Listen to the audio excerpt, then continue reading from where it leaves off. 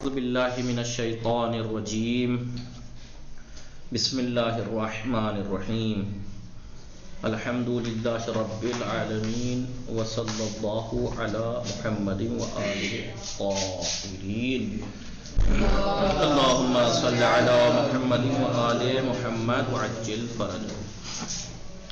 بات چل رہی تھی قیام امام حسین علیہ السلام کے ماہیت کے بارے میں کہ کس طریقے کا قیام تھا، ٹھیک ہے۔ اور اب جو بات چل رہی تھی وہی چل رہی تھی کہ یزید کیا مطلب یزید کے زمانے میں قیام کیوں کیا، پہلے کیوں نہیں کیا، یا یہ کہ یہ حادثاتی قیام تھا۔ جو لوگ یہ کہتے ہیں نا، یہ تو ایک ایسے ہی بلاسٹ تھا ایک دم سے، جب ظلم و ستم جب بڑھ جاتا ہے تو لوگوں کا صبر کا دامن چھوٹ جاتا ہے، پھر وہ خوف ان کے دلوں سے اتر جاتا ہے اور وہ قیام کر بیٹھتے ہیں۔ تو اس کا جواب ایک تو خلاصتاً یہ دیا تھا کہ اگر یہ حادثاتی اور بلاسٹ والا انقلاب تھا جیسا کہ ہوتا ہے، تو پھر 72 ہی لوگ کیوں تھے؟ سارے جو اس کی حکومت میں ظلم جھیل رہے تھے سب ایک ہو جانے چاہیے تھے۔ دوسرا یہ کہ بھائی آپ اگر تاریخ کو اٹھا کے دیکھیے انصاف کی نگاہ سے، خود امام حسین کے یہ خطوط یا لوگوں سے مخاطب ہونا، یہ خطبے، یہ سب بتا دیں گے آپ کو قیام سے پہلے جو آپ نے اتنے خطبے دیے اتنے کہ آپ پہلے سے آمادہ تھے، آپ کو پہلے پتا تھا کہ مجھے کب کیا کرنا ہے سب۔ پھر بتایا کہ جب یہ ایسے حالات تھے تو پھر ایسے ماحول میں کوئی ایسا ہی شخص قیام کرے جس کا ایسے ماحول میں نقلی دینی نفوذ کو، تو امام حسین کے انقلاب سے کیا ہوا کہ جو انہوں نے دینی لباس اڑا رکھا تھا اپنی حکومتوں کو، بنی امیہ نے حدیث گڑوا کے یہ کرا دیا تھا کہ ان کی حکومت کے خلاف آپ بولو گے حرام ہے، یہ بول نہیں سکتے آپ۔ تو اب جب لوگوں کے دلوں میں اتنا وہ بٹھا دیا تھا تو بتاؤ اگر ان کے خلاف کوئی بھی قیام کرتا، خاندان رسول کے علاوہ کوئی اور اگر قیام کرتا تو کچھ نتیجہ نکلتا اس کا؟ حکومت تو چھوڑی، پبلک ہی مار دیتی انہیں کہ حکومت کے خلاف بول رہے ہو۔ لیکن ایک ایسی ہی شخصیت کا اٹھنا چاہیے تھا، اٹھی کہ جو دنیا سوچے کہ بھائی یہ اٹھ رہا ہے کسی کے خلاف، ایسی شخصیت اگر اٹھ رہی ہے تو کوئی تو بات ہے کہ دین اسی گھر میں آیا، اسی گھر میں دین سے ملا، اسی گھر سے دین ملا، اور آج ہی اگر کسی کے مخالف ہے تو اس کا مطلب وہ سامنے والے میں گڑبڑ ہے۔ ایسے ماحول میں نقلی دینی نفوذ کو منقطع کرنے کے لیے سب سے اطمینان بخش راستہ یہ تھا کہ کوئی ایسا شخص اس کے خلاف قیام کرے جو ملت کے، قوم کے تمام افراد کی نگاہ میں دیندار، دینی امتیازات رکھتا ہو۔ حکومت اموی کے جو گندا برا چہرہ، خوفناک ڈراؤنا چہرہ تھا، اس سے دینی نقاب اتار کر پھینک دے، کوئی ایسا شخص اٹھے اور اس کی گندی ماہیت کو آشکار کرے۔ ایسا مجاہد فی سبیل اللہ امام حسین علی بن ابی طالب کے علاوہ کوئی اور دوسرا نہیں تھا، اس لیے کہ آپ کا دوسروں کے دلوں میں نفوذ اور محبوبیت، دو لوگوں کے دلوں میں آپ کی پہنچ اتنی تھی اور خاص احترام تھا، کیونکہ سب جانتے تھے فرزند رسول ہے، لوگوں نے رسول کی گود میں رسول کے ارشادات سنے تھے، سب دیکھتے تھے، سب جانتے تھے آپ کا مرتبہ۔ انقلاب حسین کے بالمقابل یزید کے رد عمل نے اسلام، اور پھر مقابلے میں امام نے جب انقلاب کیا، مقابلہ کیا، تو اس نے جو جواب دیا جس طریقے سے، تو لوگوں کو پتہ لگ گیا کہ بھائی یہ تو دیندار ہو ہی نہیں سکتا، کہ عورتوں کو کب قید کیا جاتا ہے، محرم میں کب جنگ کی جاتی ہے، محرم الحرام میں عرب کے جاہل زمانے میں بھی محرم اور کچھ ماہ یہ حرام تھے جن میں لوٹ پاٹ، جو چور ڈکیت لوٹ پاٹ کرنے والے ڈاکو ہوتے تھے نا، ان مہینوں میں وہ لوٹ پاٹ تک بھی نہیں کرتے تھے، اتنا خیال تھا انہیں۔ لیکن اس نے یزید کے رد عمل نے اسلام اور اموی حکومت کے درمیان حد فاصل کھینچ دیا، بتا دیا کہ اسلام الگ ہے، بنی امیہ الگ ہیں، اور اموی حکومت کے حق کے خلاف ماہیت کو روشن کر دیا۔ جو مظالم بنی امیہ نے امام حسین علیہ السلام اور ان کے اصحاب اور ان کے اہل بیت پر ڈھائے تھے، اس کی وجہ سے ان کے وہ سارے دینی اور مذہبی رنگ جو انہوں نے چڑھا رکھے تھے، لوگوں سے حدیث گھڑوا کے کہہ رکھا تھا یہ تو خلافت ہے، رسول کی، اللہ کی طرف سے ہے، یہ وہ جو اسلامی لباس اڑا رکھا تھا ظاہری، کہ ہم تو اپنی حکومت کو اسلامی ثابت کرتے تھے۔ کیسے؟ بڑے بڑے جو صحابہ تھے یا کچھ تھے ایسے، کچھ کو خرید کے، کچھ کو ڈرا دھمکا کے اپنے موافق کر لیا تھا، تو لوگ سمجھتے تھے کہ بھائی اگر یہ بڑے بڑے اصحاب اس کے ساتھ ہیں، اس کا مطلب یہ دیندار ہے۔ لیکن آپ نے امام کے قیام نے کیا کیا، وہ سارے مذہبی رنگ مکمل طور پر اڑ گئے جو انہوں نے اپنے اوپر چڑھا رکھے تھے، اور اس کام نے ان کی مخالف دین ماہیت کو آشکار کر دیا کہ یہ دین کے مخالف لوگ ہیں، یہ سب آشکار کر دیا، کسی کو پتہ نہیں تھا، اب سب کو پتہ لگ گیا کہ یہ مخالف ہیں دین کے۔ اب آپ دیکھ لیجئے ایسا بے نقاب کیا کہ آج کل بھی اس نسل کے لوگ موجود ہیں جو یہ سمجھتے ہیں کہ ابھی جو حکومت ہو رہی ہے سعودی میں، ادھر ادھر ظالم حکومتیں، اس کے خلاف بولنا حرام ہے، نہیں بول رہے، لیکن کربلا کے قیام نے اتنا تو کر دیا کہ کوئی یزید کی تعریف ایک دم سے نہیں کرے گا، ورنہ کرتے لوگ ایسے ہیں، کرتے بھی ہیں، کبھی کبھی دیکھا ہوگا آپ نے، وقت بے وقت اپنی اوقات دکھاتے بھی ہیں، جی ہاں، ٹھیک ہے، ٹھیک ہے۔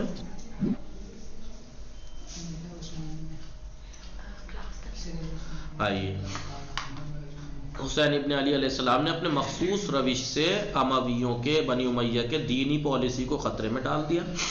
انہوں نے جنگ شروع کرنے کے لیے اصرار نہیں کیا، بنی امیہ نے، اور امویوں کو اس بات کی فرصت دی، امام نے جنگ کے لیے نہیں کہا، اس کی فرصت دی کہ وہ ان کو اور ان کے اصحاب کو قتل کرنے سے گریز کریں، موقع دیا کہ بھائی مت قتل کرو، جنگ نہیں چاہیے آپ نے، لیکن ان لوگوں کو حسین اور ان کے اصحاب کا خون بہانے کے علاوہ اور کچھ منظور نہیں تھا، اور یہی بات بنی امیہ کو زیادہ سے زیادہ رسوائی کا سبب بھی بن گئی کہ بھائی تو نے فرزند رسول کو بھی قتل کیا، اہل رسول کو قید کیا، اب بڑے بڑے اصحاب اس میں تھے ان تک کو قتل کیا۔ انہوں نے حسین علیہ السلام کے ساتھ سختی سے کام لے کر در حقیقت اسلام سے جنگ کی، اسلام سے جنگ کر بیٹھے وہ، اور حسین ابن علی نے بھی اس بات سے مناسب فائدہ اٹھایا اور ہر مناسب موقع پر اس نقطے پر تکیہ کیا اور اپنی درخشاں چمکتے ہوئے موقف کو مسلمانوں کے سامنے پیش کیا کہ دیکھو میں اصلاح کے لیے آیا ہوں، میں جنگ نہیں چاہتا، مجھے مت قتل کرو، میں نے تمہارا کیا بگاڑا ہے، ایسا کر کے تاکہ تاریخ کے پنوں میں لکھا جا سکے کہ یہ حادثہ نہیں تھا کوئی۔ دوسرا احساس گناہ، انقلاب حسین کا دوسرا کیا کیا اثر ثابت ہوا آپ کی جنگ کا؟ ایک اثر تو یہ ہوا کہ ان کا نقاب اتار پھینکا بنی امیہ کی حکومت کا، کہ جو اپنے آپ کو اسلامی کہتے تھے۔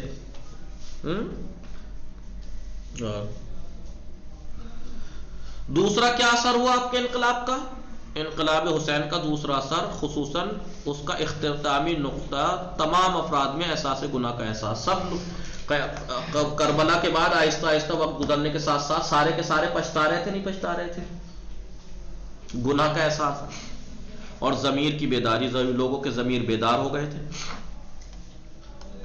جس کے بعد وہ آپ کی مدد کے لیے دوڑ پڑے لوگ، لیکن نہیں آئے۔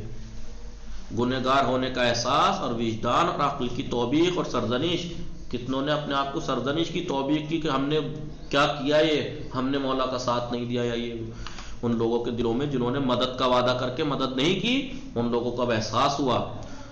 اسی کربلا کے عصر عاشور سے ابن زیاد کے لشکر کے درمیان عامل قوی تھا۔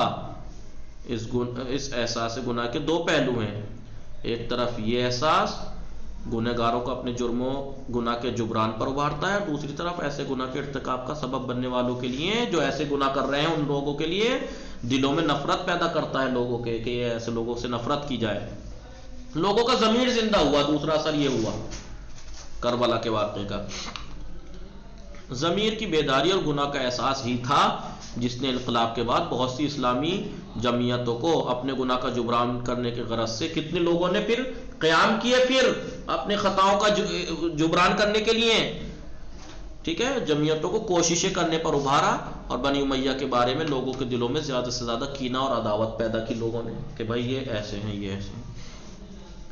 اسی وجہ سے واقعہ کربلا کے بعد بنی امیہ کو متعدد انقلابات سے روبرو ہونا پڑا۔ پھر تو کربلا کے بعد کتنے قیام تھے، قیام ایک کے بعد قیام، یہ اس کا قیام، اس کا قیام، قیام ہی ہوتے رہے، پھر تو لوگ کھڑے ہوتے رہے، پھر نہ ڈرے۔ کتنے قیام ہوئے آپ دیکھیے، توابین کا قیام، جناب مختار کا قیام، اور زیدیوں کا قیام، اور کس کس کا قیام، قیام ہوتے رہے۔ ان سب کا سرچشمہ، ان کا اصلی سبب کیا تھا؟ انقلاب حسین، کربلا میں کیا غلطی کر بیٹھے وہ لوگ کہ ساتھ دینا چاہیے تھا ہمیں، ایک ساتھ ہو جانا چاہیے تھا، ہم نہیں ہوئے، مولا کے ساتھ نہیں ہوئے. اب جو ہے انہوں نے انقلابی افراد کا امویوں کی مدد سے ان کا اور اس سے انتقام لینے کا جذبہ تھا، سب انتقام کے لیے اٹھے تھے. امام حسین علیہ السلام کے پسماندگان کی اسیری، جو آپ کے بچے تھے گھر والے، ان کی قید کے زمانے کی تقریریں، جناب زینب کی، جناب سجاد کی تقریریں، جناب ام کلثوم کی تقریریں بھی اس سلسلے میں بہت اثردار ثابت ہوئیں. کیسے امام جناب زینب نے یزید کے دربار میں یزید کے مخالف کھڑا کر دیا لوگوں کو، ہوئی کھڑے نہیں لوگ، اس کی بیوی تک کو مخالف کھڑا کر دیا. جب اسے پتہ لگا کہ یہ تو ہوا نہیں ہوا، یہ جناب زینب اور جناب سجاد ہی کا تو تھا. یا کیسے جب جناب سجاد تقریر کر رہے تو اس نے اذان کہلوائی جان بوجھ کے بے ٹائم، تو کیا کہا؟ بتا یہ جو رسول اللہ کہہ رہا ہے یہ تیرا جد ہے میرے جد؟ میرے جد تو بتا جیت کسے نصیب ہوئی؟ اذانوں میں تیرے باپ کا نام ہے یا میرے باپ کا نام ہے؟ حسین ابن علی کی شہادت کے بعد جنگ و مبارزہ کی روح امت اسلامی میں جاگ اٹھی. اب تو ہم مقابلے کے لیے تیار رہتے تھے. انقلاب سے پہلے کیا تھا؟ انفرادی اور اجتماعی بیماریوں کا ایک سلسلہ. اسلام کے تحفظ کی راہ میں مسلمانوں کے انقلاب لانے سے مانے تھا، نہیں انقلاب لا سکتے تھے، کیونکہ دیکھیں امام حسن کا ساتھ دیتے تو کوئی یہ مجبوری تھوڑی آتی. معاویہ کب کا مارا جاتا ظالم، ٹھیک ہے. اور کیونکہ دیکھیں اس نے جناب عائشہ کو معاویہ نے مروایا، جناب عثمان کو اس نے مروایا، اور بعد میں کیا کیا؟ انقلاب کا اس کا انتقام کا بھی بدلہ. جب دیکھا کہ بھئی یہ تو غلط، امام علی کے پاس چلی گئی حکومت اور اب ہمارے مفاد تو پورے نہیں ہوں گے، تو پھر ان کرتا خون عثمان کا سے سنا ہوا لے کے بدلے کا وہ آواز بلند کر دی اس نے، جبکہ خود نے قتل کرایا تھا. جناب عائشہ کو اس نے قتل کرایا، محمد بن ابی بکر کو اس نے ذلیل نے شہید کرایا. لیکن کیونکہ اس زمانے میں زر خرید لوگوں سے حدیثیں گھڑوا رکھی تھی، کوئی بولنے کی ہمت نہیں رکھتا تھا، اور آج بھی نہیں بولتے ہیں کہ وہ یہی سوچتے ہیں کہ اس کی حکومت ٹھیک تھی. لیکن یہ نہیں دیکھتے، لکھا ہوا دیکھیں تاریخوں میں جا کے کس کس کو، اصحاب رسول کو کیسے کیسے بڑے صحابیوں کو قتل کرایا اس نے. خود جناب عمار یاسر جس کے لیے رسول نے لوگ جو ہیں ان کو نگاہ رکھتے تھے، رسول نے فرمایا تھا کہ عمار تجھے باغی گروہ قتل کرے گا. کس نے؟ معاویہ نے. لیکن امام حسین کے انقلاب نے کیا کیا؟ انقلاب کی تمام انفرادی اور اجتماعی جو رکاوٹیں ان کو توڑ دیا اور اسلام کے پیکر میں ایک نئی روح پھونک دی. حسین ابن علی کے انقلاب کے بعد بہت سی ایسی تحریکیں معرض وجود میں آئی، یعنی وجود میں آئی تحریک انقلابات جن کو اسلامی معاشرے کے افراد کی پشت پناہی اور حمایت حاصل تھی. سب ساتھ ساتھ تھے. ذیل میں ہم ان تحریکوں میں سے چند کا ذکر کریں گے. جیسے پہلی کون سی تحریک؟ شہادت حسینی کا پہلا براہ راست یعنی ڈائریکٹ رد عمل پیغمبر کے ایک صحابی کون؟ سلیمان بن سرد خزاعی. توابین کا انقلاب. یہ بہت بزرگ تھے، رسول کے صحابی تھے، شیعہ تھے، شیعان علی میں تھے. لیکن جب جناب مسلم وہاں پہنچے تھے، کیونکہ یہ بزرگ تھے، تو سنا ہے انہوں نے یہ کہا کہ مسلم تو ابھی بچے ہیں، جوان ہیں، دیکھیں گے مولا آ جائیں تو.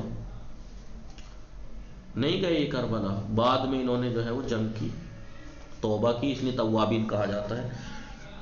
جنگ کر کے ہارے، زخمی حالت میں پڑے تھے کہ ہمیں معافی، تو اس طریقے سے کچھ تھا تو معافی ملی نے، تو توابین نام رکھا گیا ان کا. توابین توبہ کرنے والے. کون تھے؟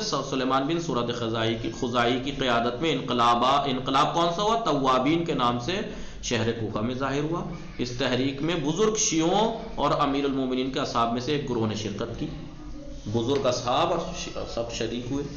توابین کی تحریک 61 ہجری سے شروع ہوئی اور یزید کی زندگی تک پوشیدہ طور پر لوگوں کو خون حسین کا بدلہ لینے کے لیے دعوت دیتی رہی. ان لوگوں نے یزید کے مرنے کے بعد احتیاط اور پوشیدگی کو ختم کر دیا. ابھی تک تو احتیاطاً کر رہے تھے، چھپ کے کر رہے تھے، ان لوگوں کو آمادہ کر رہے تھے کیونکہ ڈر تھا، ظالم آدمی ہے. لیکن وہ مر گیا، کھلم کھلا اسلحہ اور لشکر جمع کر کے آمادہ کارزار ہو گئے. ان کا نعرہ کیا تھا؟ یا لسارات الحسین، یا لسارات الحسین. ان کے قیام کا جو شیوار طریقہ تھا اس سے ان کی پاک بازی اور اخلاص کا پتہ لگتا ہے. خلوص کے ساتھ کھڑے ہوئے تھے. وہ اس کا پورا آپ پڑھ لیجئے گا، تفصیلی واقعہ اور جگہ پر اہل سنت کی کتابوں میں بھی آیا ہے۔ دو، انقلاب توابین کے بعد انقلاب مدینہ شروع ہوا، مدینہ میں ایک انقلاب برپا ہوا۔ حضرت زینب کبریٰ مدینہ واپسی کے بعد انقلاب کی کوشش کرتی رہیں۔ جناب زینب اس طرح کہ مدینہ میں یزید کا مقرر کردہ جو حاکم تھا، یزید نے جسے حاکم بنا رکھا تھا، مدینہ کے حالات خراب ہونے سے وہ خوفزدہ ہو گیا، اور جناب زینب کی فعالیت جو آپ کام کر رہی تھی اس کی رپورٹ اس نے یزید کو بھیجی کہ بھائی یہ گڑبڑ ہو جائے گی، یہ تو خطرہ بن جائیں گی۔ تو یزید نے جواب میں لکھا کہ لوگوں کے ساتھ زینب کا جو رابطہ قائم کر رہی ہیں ان کو منقطع کر دو، رابطہ مت کرنے دو لوگوں سے۔ اسی زمانے میں اہل مدینہ کی نمائندگی کرتے ہوئے ایک وفد، ایک گروہ شام پہنچا، اور واپس آنے کے بعد اس نے اہل مدینہ کے مجمع میں تقریر کی اور یزید پر ان لوگوں نے تنقید کی، یزید کو برا بھلا کہا۔ ان کی روشنی پھیلا دینے والی تقریروں کے بعد اہل مدینہ نے قیام کیا۔ تو کیا ہوا، یزید کے گورنر کو ان لوگوں نے مدینے سے نکال دیا، گورنر کو نکال دیا۔ پھر یزید کے حکم سے شام کی خون کی پیاسی فوج نے شہر مدینہ پر حملہ کر دیا۔ آپ نے وہ پڑھا ہی ہوگا، ابھی اوپر بتایا تھا 4000 لوگ مارے گئے، اور جو جس کے ہاتھ میں گھروں میں گھس کے انہوں نے زنا کیے، زبردستی لڑکیوں کو پکڑا، یہ کیا، اور نہایت سختی اور خباثت کے ساتھ اس نے قیام مدینہ کو کچل ڈالا۔ اور لشکر کے سپہ سالار نے 3 دن تک مدینے کے مسلمانوں کی جان، مال، عزت اور آبرو کو اپنے سپاہیوں کے لیے مباح کر دیا کہ جاؤ جو چاہے وہ کرو، چھوٹ ہے تمہیں۔ تو ابھی اوپر بتایا تھا 4000 لوگ شہید ہوئے تھے، اور کتنے عورتیں، لڑکیاں حاملہ ہوئی تھیں۔ اس کے بعد یہ کیا تھا بتائیے یزید نے، اور اسے لوگ یہ کہیں کہ وہ خلیفہ تھا، شرم آنی چاہیے اصحاب رسول کو کیسے اس نے۔ اس کے بعد 67 ہجری میں پھر جو ہے وہ 6-7 سال بعد جناب مختار ابن عبیدہ ثقفی نے عراق میں انقلاب برپا کیا اور خون حسین کا ان کے انتقام لی۔ سب سے زبردست انقلاب یہی چلا، اور یہ کتنا چلا، 1.25 سال ہی چل پایا۔ جو مورخین اور وہ ہیں تبصرہ نگار ہیں، وہ سب یہ کہتے ہیں اگر یہ قیام تھوڑا اور لمبا چل جاتا، کچھ سال چل جاتا یہ قیام، تو شیعت کے علاوہ کوئی مذہب نہ ہوتا، صرف شیعت ہوتی، حقیقی اسلام ہوتا، سمجھ رہے ہو؟ ایسا قیام تھا یہ جناب مختار کا، لیکن آپس میں ہی لوگوں نے دھوکہ دیا، یہ کیا آپ جانتے ہیں، اور خون حسین۔ اس طرح مختلف تحریکیں اور مختلف مقامات پر آتی ہیں۔ آپ نے بعد میں بھی انقلابات آپ نے پڑھے ہوں گے، نفس زکیہ کا، زیدیوں کا، اور کس کس کا ہوتے رہے۔ اس طرح مختلف تحریکیں اور انقلابات ایک دوسرے کے بعد رونما ہوتے رہے، یہاں تک کہ بنی امیہ کے خاتمے پر یہ سلسلہ ختم ہوا۔ تو پھر بنی عباس ظالم آ گئے تھے۔ پھر اب یہ سوالات تھے، دیکھیں سوالات چھٹے درس کے۔ رہبران الہی کی تحریکوں میں من جملہ ان میں سے حسین ابن علی علیہ السلام کی تحریک میں کون سی خصوصیت تھی؟